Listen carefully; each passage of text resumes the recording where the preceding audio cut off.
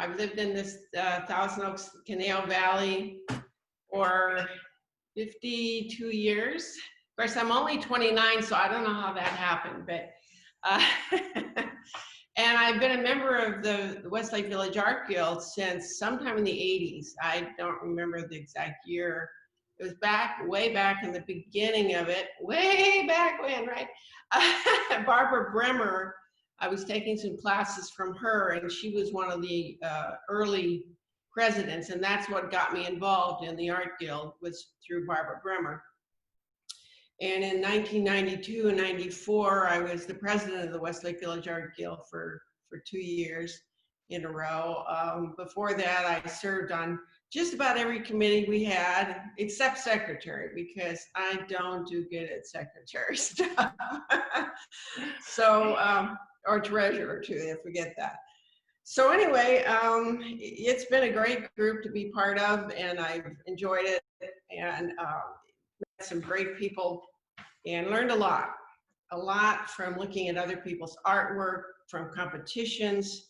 Started entering competitions pretty early on and didn't do very well, but you know, it challenged me. It gave me the challenge to get better. And I think that's been one thing that I've always appreciated about this guild is there's no jurying in according to your artwork, because it allows the opportunity to get better and to work on your artwork, but just to enjoy and learn from one another and keep getting better too, I think. So that, I think, is one really neat thing about the Westlake Village Art Guild. I paint primarily in acrylic, in oil and pastel. I did paint for a short while in acrylic, but I don't use it much anymore, except maybe as an undertone base for an oil painting. So some people think I work in watercolor because I named my studio the Still Waters Art Studio, but it's because I like to paint calm water. I don't work in water media though. So pastel or oil, those are my two mediums of choice. And I love them both. I don't know which one I like the best, whatever I'm working in at the time, I guess. Let's see, I've done quite a few shows over the years, a couple of one-women. I recently finished a one-woman show at the Canal Valley Art Museum, and that went very well. So anyway, I was really happy to do that. Met some new people that way too, and got some new connections with great new clients. So that was really excellent. And it's nice to be able to do that in our own community. Let's see, you know, somebody asked me just recently, what's your favorite painting that you've done? And you probably all get that question at some point. I've had it numerous times. And my answer recently was whatever I've just finished working on. And I think that's a pretty fair answer for many of us, because if you're not excited about what you're working on, then at some point give up and start a new one, you know. But it should be exciting when you're doing it, and that is so much the case. Now, a couple of months later, I may look back at that same piece and say, oh, that's terrible, you know. I got to do something better than that. But if it's, you know, if it's going well in general, then that's my favorite piece at the time. Obviously, we have others that along the way they say, oh, I really enjoy doing this one, and this one I don't want to sell, and that kind of thing. But the piece that's behind me this morning, let me tip this up and see if you can see it. Let's see. Yeah. Let me get a little closer to it. It's a little different than some of my usual pieces because there's no water in it. And I called my studio Still Waters Studio because I love to paint calm water. It's very reflective and peaceful and that sort of thing. But this one doesn't have water in it at all. And it's not quite finished. It's close. But I just wanted to, I liked my photo that I was working from because it was so much about light and shadow. And so that's what I was trying to express. Is that coming across pretty good? I can't tell too well on my. Yes, it looks great. Kind of small. Okay. Can you see a large piece of it? It looks kind of small on my screen, so. No, it looks great.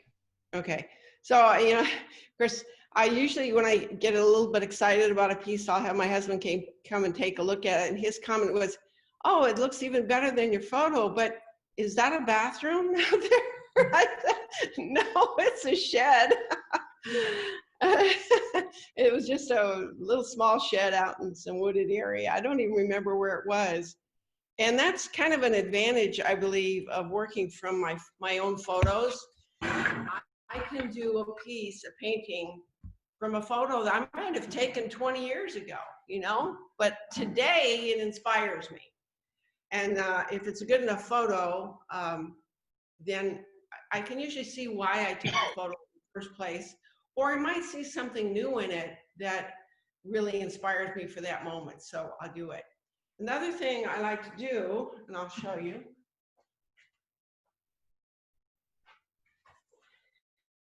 if I find a photo in my files, and I've got probably a million photos that I keep, plus I keep scrap magazine pictures and so forth. A lot of times what I'll do is, if I find a photo that I'm thinking, yeah, I think that's what I want to paint today, then I also look and see in my scrap file if I have a photo of a painting of a well-known artist, or maybe someone in a magazine that was published that has a similar feel to it. Something about it is inspiring me in the same general way. And so I use a piece of cardboard, and I'll take my photo at the top, and then I put the inspiring artist photo on the same board at the bottom. Can you see that okay? Mm-hmm. Oui. And the photo from the famous artist is William Wendt, W-E-N-D-T. He was, I believe, considered an impressionist and a plein air, I believe, too, plein air painter. So what I liked about it is the feeling of light and the yellow, his use of yellow in it to create that feeling of light. So that's what I saw in my photograph. So when I do the painting, as you can see on the painting, I'm not copying that artist's work. I'm only using his work or her work of a treatment, how I might treat my picture. But I would never, I don't say you should never copy work. If you're just trying to learn how to do it, that's fine. As long as you're not selling it under the auspices of your work, or entering it into a juried show or something. Of course, you can't do that. So that's, primarily how I work. I work from my own photographs. I've done some plein air here and there, and I think that's important to do that. But it doesn't work for me in producing good quality work. I get distracted too easily by other things in the environment, and it's also a lot of work to haul your stuff around. But I can take, 30-something photos in a couple of hours that I can work from for many years in my studio, as compared to one painting for the day. And I'll do better at it. For me, I focus better, and my work is better when I work in the studio. So I'm a studio painter. I do teach, and so this is my studio. My husband and I did a very big remodel of our house here in Thousand Oaks about 12 years ago. And so I'm very blessed to have a very nice studio. So I'm going to take you through the studio in a minute and show you a little more about that. I'd like to show you maybe just a couple more typical pieces here in the studio. So I'm going to try to slowly pick up my computer and take it around, and hopefully I don't make anybody dizzy as we go. And hopefully you don't lose contact.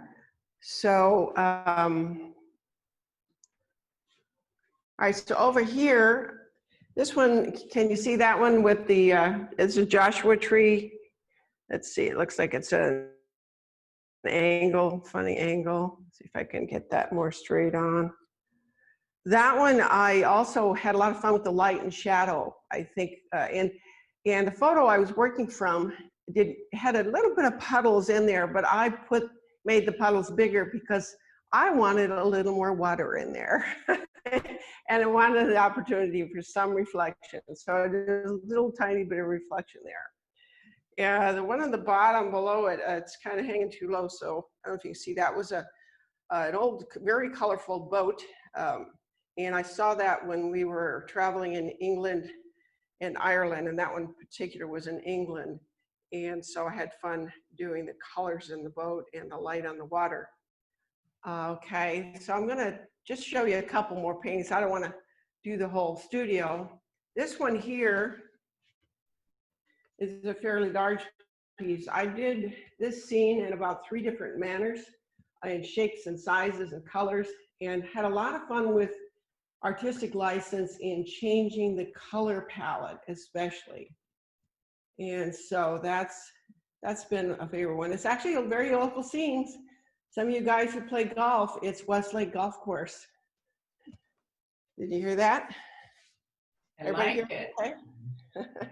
I have a wonderful view out my studio of the Canal Valley.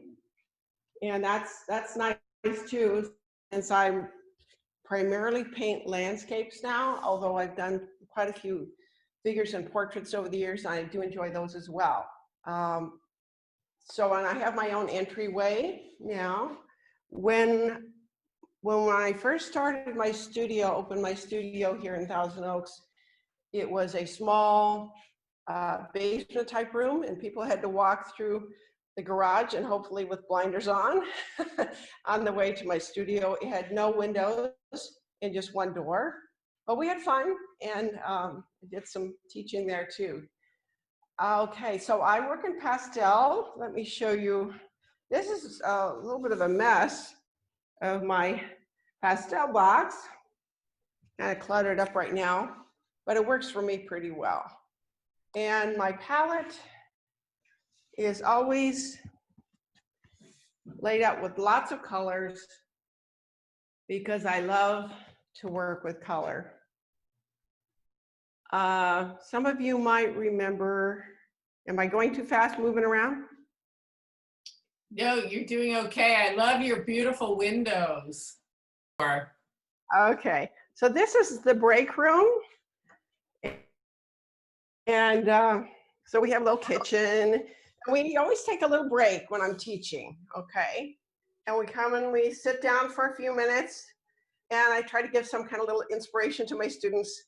And then we go back to our work, and boy, our work looks so much better after the break, you know?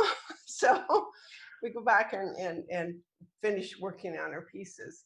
And then I have a small storage and work room back here. So basically 3 rooms.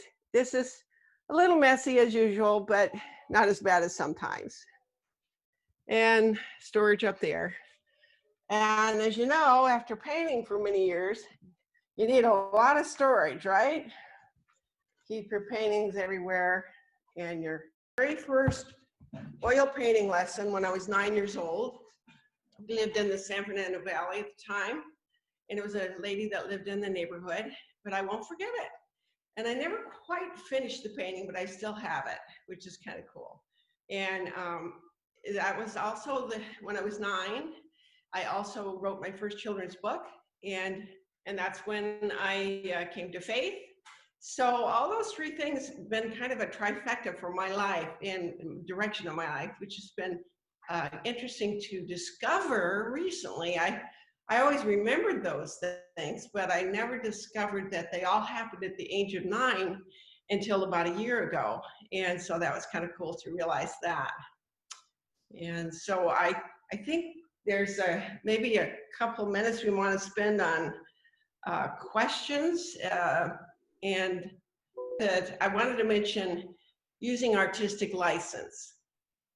And one thing I try to tell my students is it's perfectly fine to do something different in your painting. In fact, I encourage that. But I don't want someone to do something wrong in the painting because they weren't paying attention.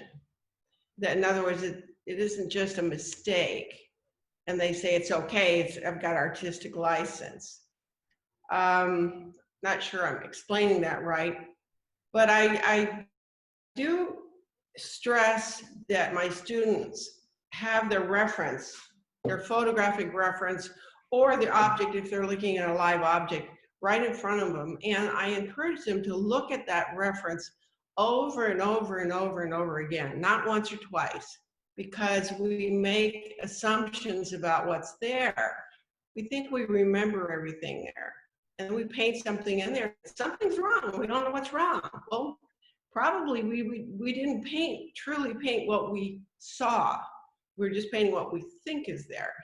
So if you're doing that, if you're not looking at your reference frequently enough, chances are you're not going to paint something correctly. Now, if you choose to paint it different, that's artistic license. If you look at your reference and you say, well, this tree is not in a good place, or this rock, or this house, or whatever it might be. And so you choose to put that house in a different place, or that tree in a different place, because you know it will be better for where you want the focal point to be, or it wouldn't interrupt the composition in some fashion. Things of that nature. That's done by choice, not because you weren't paying attention. So that's the difference, in my mind, between artistic license and just making a painting that's got a lot of mistakes in it, you know. I have an example of a student who was working on a portrait of her own son. This was a few years ago. And she had a photo of him, but she started working on the portrait, and I looked at some things on the portrait, I said, well, I don't think you've got his mouth right. You've got his lips way too full. And she said, oh, no, I know my son. You know, he's an adult. I've known him all his life. He's got very full lips. I said, well, it may be. I said, but I suspect, knowing a little bit about anatomy and portraiture, I suspect that his upper lip is not as full as his lower lip. Usually isn't. Oh, no, my son's got, you know, full lips. I said, okay, well, let's look at your photo.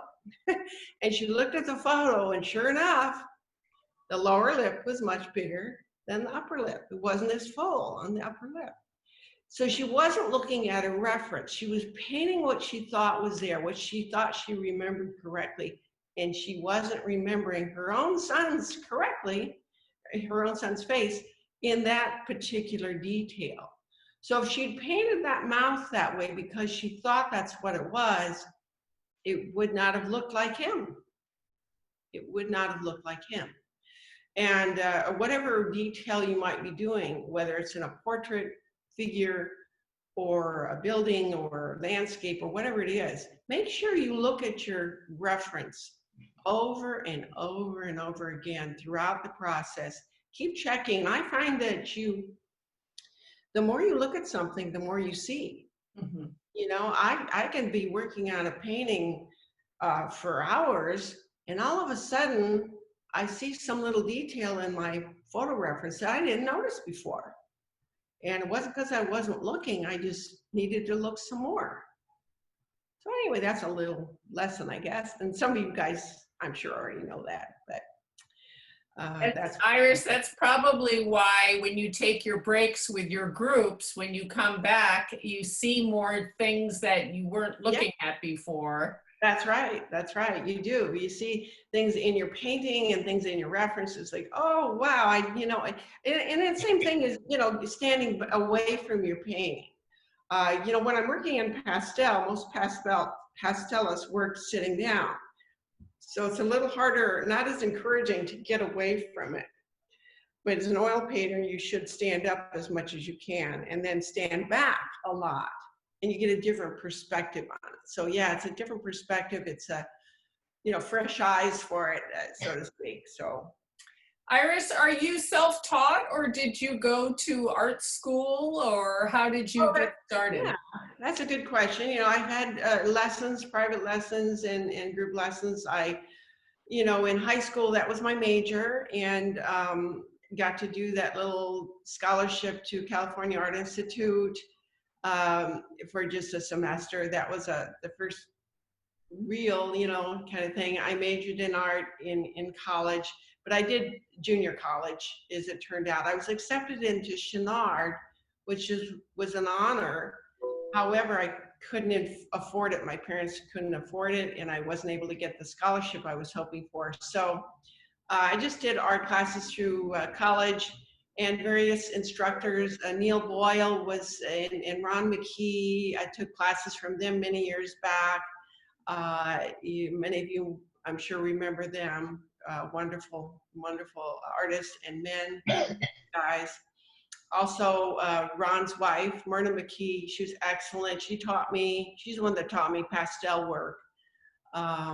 So places like that. And then about 10 years ago or so, actually it was during the time my studio was being remodeled. So it was 12 years ago. I was privileged to be able to teach at the Art Institute here in Thousand Oaks too. So let's see. The first one I meant when I said scholarship was actually the one in Pasadena. That's the one I, you know, had a little scholarship for. And I think probably some of you might have done that too. So that was a real neat thing. I've won quite a few awards. I can show you my box and brag. I've got 2 boxes here. So let's see, I'll take you over there. Most of them are from the Art Guild, but a few others. So I have the one box on the bottom. It's full of all kinds of ribbons, and then this one up here too. So Wow. I got a collection of ribbons.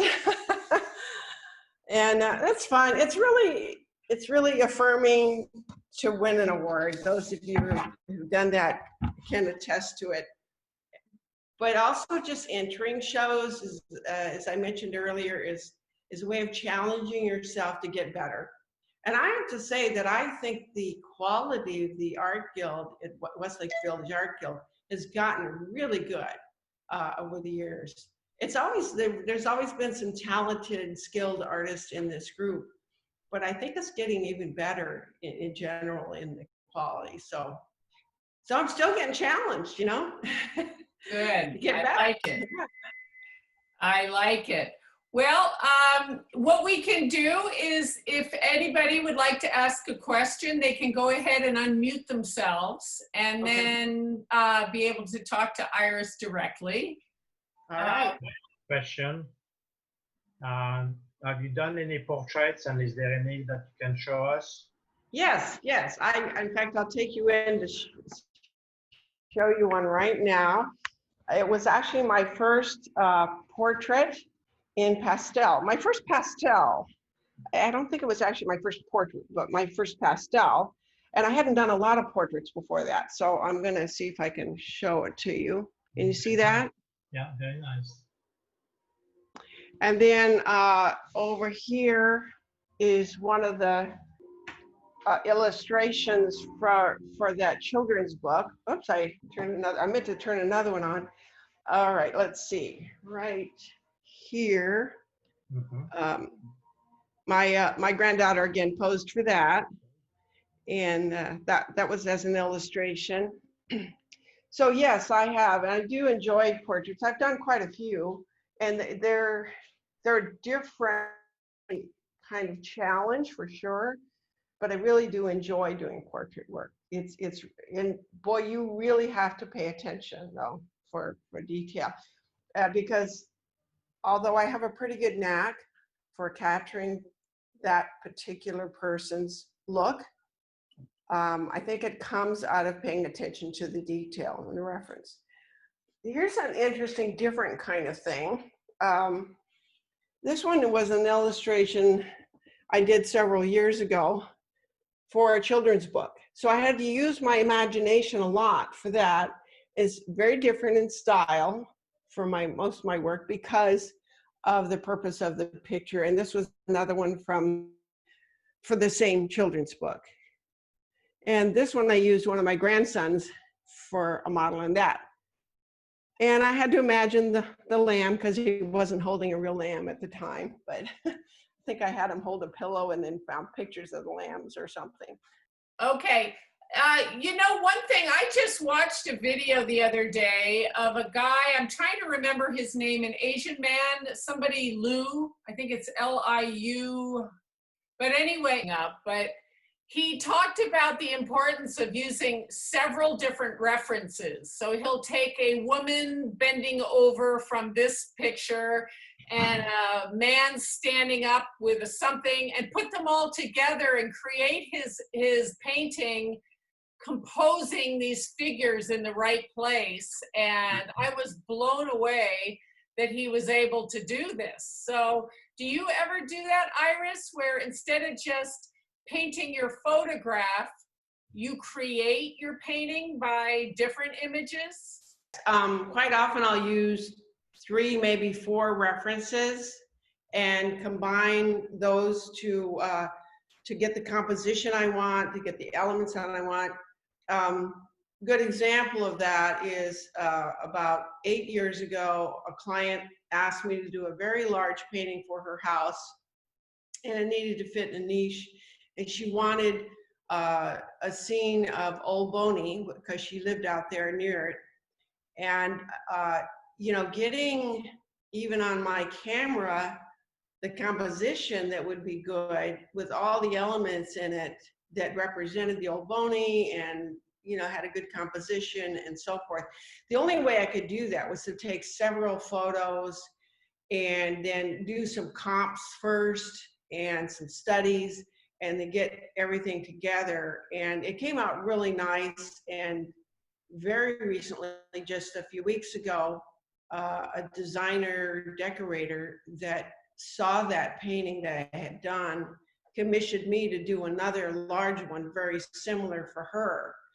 And so I know I'm going to also have to use several different references and put them together in smaller studies first and then work on the final piece. Yeah, and that's fun to do that. It's a little more challenge sometimes, but I think most of the time, if I'm working, since I work for my photos, I usually use 1 or 2 photos of mine, but I will take an element from each and put it together so it works well for the composition. Is that what you meant? So great. Do we have any other questions? Iris. Yeah. Hi, David. Hi. Do you want to talk a little bit about the Westlake Village Art Guild calendar? That was quite famous for a number of years. Yeah, that was neat. In fact, I should have went and got one to have handy to show you guys. It was a fun thing. Let's see, this was in the 90s, late 90s that we did that. And it was an idea that myself and another gal came up with. And what we did is we had a contest in the Art Guild, like a juried show type contest, and with jurors and all. And we had selected, you know, 12 paintings from that contest that were the winners to be published, photographed, and published on a full color calendar. And this was the, you know, nice size calendar pages. And the way we funded that, because it was very expensive to produce, a few of us went throughout the community and asked businesses to purchase a minimum of 100 calendars that would, in essence, also promote their business. So at the bottom of the calendar, if they purchased a minimum of 100, they would get a little tab that would have their company logo and information about it. So that's how we paid for the cost, because it was very expensive. And so the first year we did it, I went in the hole a little bit. We didn't sell as many as we thought we would, but we went ahead and published the calendar. It looked very nice. The color quality, I think, came out excellent. And so then the second year, we had it honed down a little bit better about how to do it. And I ended up being the primary person who was going out selling to different companies and businesses. And we're able to acquire some good sized companies, some banks. And then I believe it was the third year that we did it. I'm not real good at remembering the exact time, but at the time, the shopping center, the Promenade over at Westlake and Thousand Oaks Boulevard, was being built by Chris Russo.